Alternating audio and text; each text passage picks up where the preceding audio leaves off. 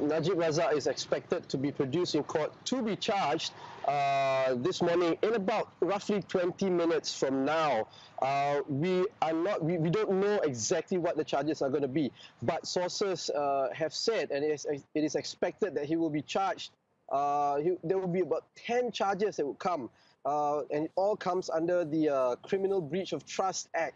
And if convicted, Razak would actually face punishment that could be between 2 years to up to 20 years and in prison, and whipping could also be involved. Oh, wow. What's the scene like there at the courthouse, and who's going to be attending these proceedings?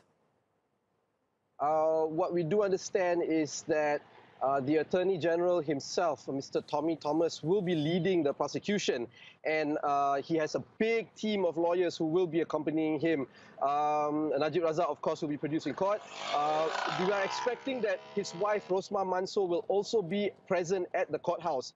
As for the outside of the courthouse right now, about more than 100 media personnel have already gathered around, and the courthouse are already allowing people into the compound to get ready for the case.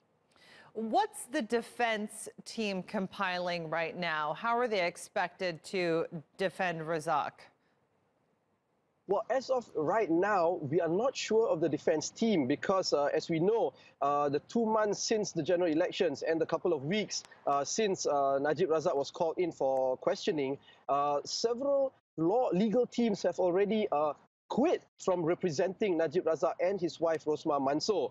Several of his former lawyers were seen entering the Anti-Corruption Commission office and also his home since his detention, since his arrest. But until right now, until today, until this very moment, we are unsure of what the defense strategy is.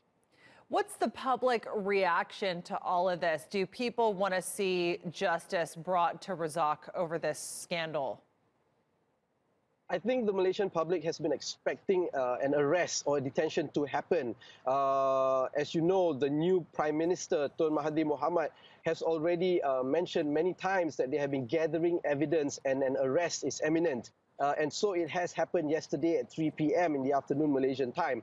I think the Malaysian public have been expecting this. The corruption case has been talked about in the media and even in coffee shops around the country. And people are waiting to see what the trial will bring.